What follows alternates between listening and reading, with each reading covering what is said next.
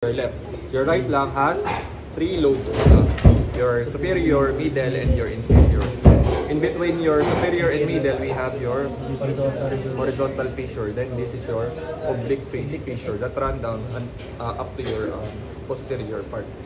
And then as for your superior lobe, diba, it has another 3 compartments. Merong ditong apical, this is your apex, diba? And this is your base.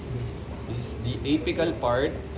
Diba? Your superior lobe has 3 partitions na naman. Another 3 lobes. Apex, your anterior, and your posterior sa likod. So apex, anterior, and posterior for superior lobe.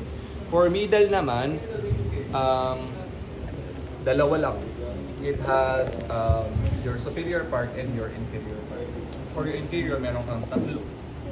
Your posterior, your anterior, and your superior and your inferior. Superior, inferior. And then sa left superior. Left lang naman, di ba? We superior ng 2 lang. Basically 2 lobes dito.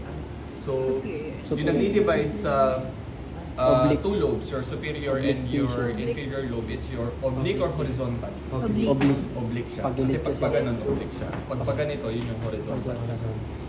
And as for your superior lobe, di ba? It has another 4 lobes pa. Meron kang apico-posterior, meron kang anterior, meron kang superior here, tapos meron kang inferior. And dito, sa inferior lobe, we have your ano na ngayon dito? Check nyo ngayon sa notes nyo. Inferior. Yung select ko. Superior, inferior ba? Or anterior, posterior? Saan yung Broadsman area? Sa may color. Superior and inferior, di ba? Superior dito. Ito yung superior. Hanggang dito siya sa likod. Tapos, ito yung inferior part sa may base. And then, yung sa base, nakakonect siya sa what muscle? Your diaphragm, di ba? Responsible for our relax inspiration or inhalation. So kasama niya na nagsusupply sa relax or normal inspiration natin or inspiration si external or internal intercostals. Pag inhalation,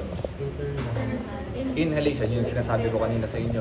Pag inhalation, external intercostals. Kapag expiration, internal intercostals. Okay, malilito doon. Hindi pwedeng parehas na I, hindi pwedeng parehas na letter A. Yung isa doon ay external. Yun yung code nyo doon. Yung isa letter I, yung isa letter E. So bahala na kayo doon. And then muscles for relax inspiration or our normal breathing are your diaphragm and tapa. Esophagus, hindi naman. Ano po yung question? Muscles responsible for relax inspiration, diaphragm and smooth, joke lang. Kakasabi lang. Diaphragm and external intercostals. Again, inhalation, relax. Kasi dalawa lagi yan, may relax, may force. Yung relax, yun yung normal breathing natin. Again, for relax inspiration, we have your diaphragm and then your external intercostals. Yung diaphragm nyo, pag nag-inhale ka, magpa-flatten yan. Parang sa pistol, di ba, sa barrel, may pistol action. Once na kinalabit mo ng ganyan, biglang lalabas yung ano, doon magpa-fire yung bullet. Same thing with our lungs. Pag hinila mo yan pababa, mag-e-expand yan. Same thing with your ribs, di ba? Yung ribs mo, kaya meron kang muscles na nag-contract kapag nag-inhale tayo, yung relax inspiration. Kasama yung external intercostals kasi yung ribs natin kailangan mag-expand to accommodate yung expansion ng lungs. So meron dito, meron dito. Again, laglag na. Yung sa baba, your diaphragm. Yung dito sa may ribs, it's your external intercostals. Next, muscles naman for relax expiration. Relax. Relax expiration. Expiration. Exhale. Exhale. Expiration. Okay. Muscle. Sasabi ko. Wala. Kasi nga, babalik lang sa dati niyang yung lungs Hula-hula. natin. Meron lang passive, Ang dami sinabi. Wala. passive recoil lang ng lungs natin. Mga trick question pala ni Sir yan. So once nag-inhale, tapos babalik lang siya sa dati niya. So, answer doon is, there will be no muscle that is involved in your relax expiration. Kasi magpa-passive recoil lang yung lungs natin. In terms of your forced expiration, meron ba or wala? Meron. Diaphragm hindi kasi inspiration. Internal intercostal saka pa yung isa. 'Di ba pag umubo ka, yun yung forced expiration. Ano ba yung isa? Abdominals. Your abdominals and your internal intercostals. Okay? So yun. And then your heart, eto, yung pleura, yung pericardium is attached to what structure? So you can see here, di ba may pleura yan, may pericardium yan. Ito yung pericardium sa labas, tapos may balot pa yan yung lungs natin. So your pericardium is firmly attached inferiorly through your what structure? Of course, di ba nakarest sila sa diaphragm? Anong part ng diaphragm? Yung central tendon ng diaphragm din. Central tendon ng diaphragm. Mediastinum is the location ng heart natin. Pero yung attachment ng heart inferiorly is your central tendon ng diaphragm. Tendon, ibig sabihin, nagko-connect doon sa doon sa muscle to bone. Yun sa fibrous pericardium. Yun.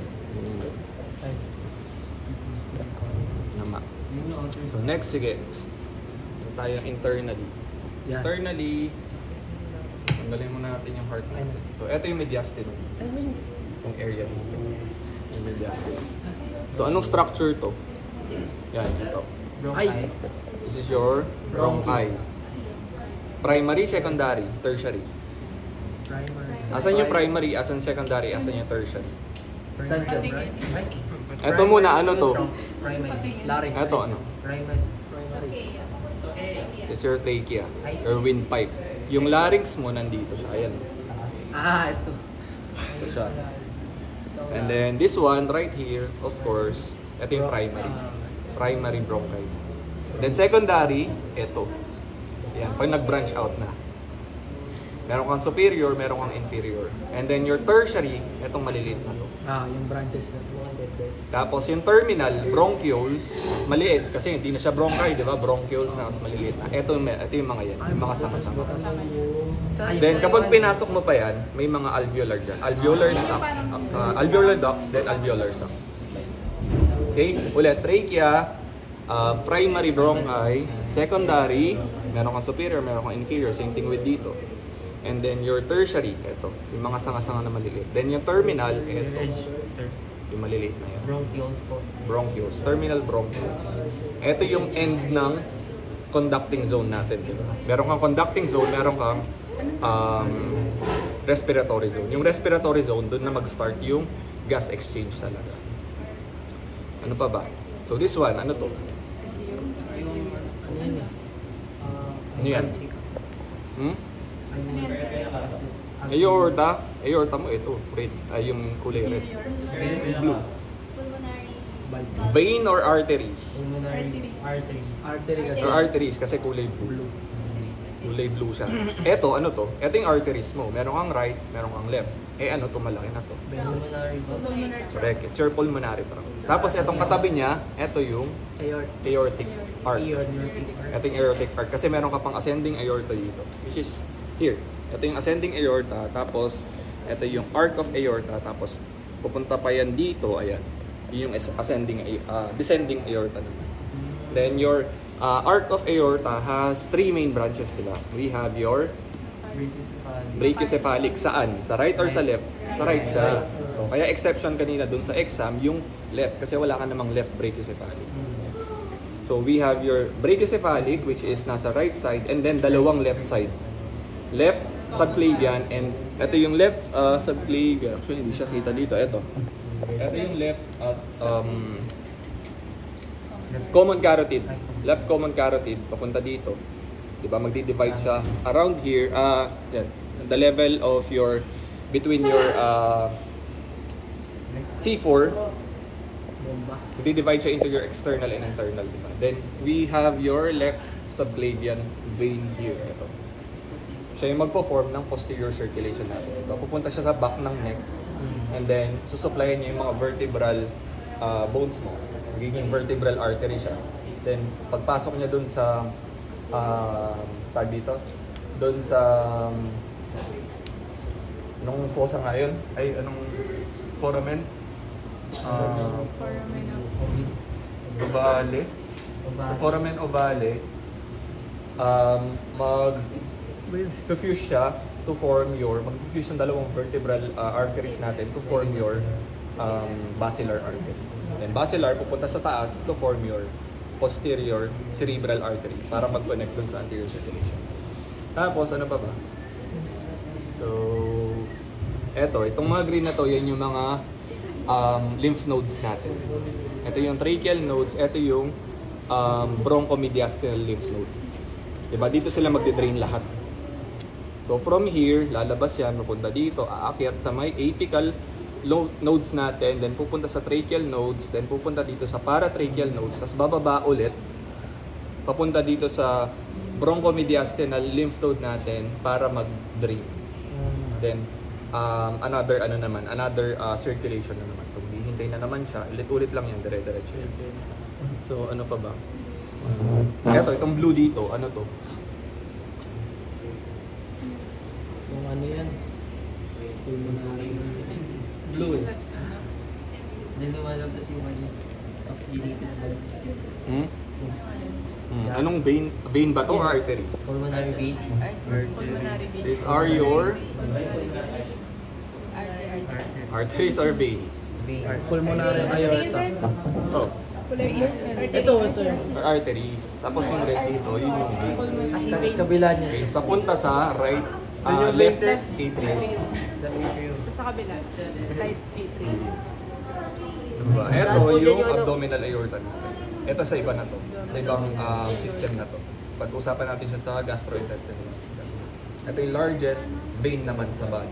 Central tendon. Kung yung largest artery sa your aorta, largest vein naman is your abdominal artery. Ito yung madalas na nagkukos ng aneurysm. Tapos, Anong tawag dyan, sir? Abdominal. Nirvana song. abdominal vein.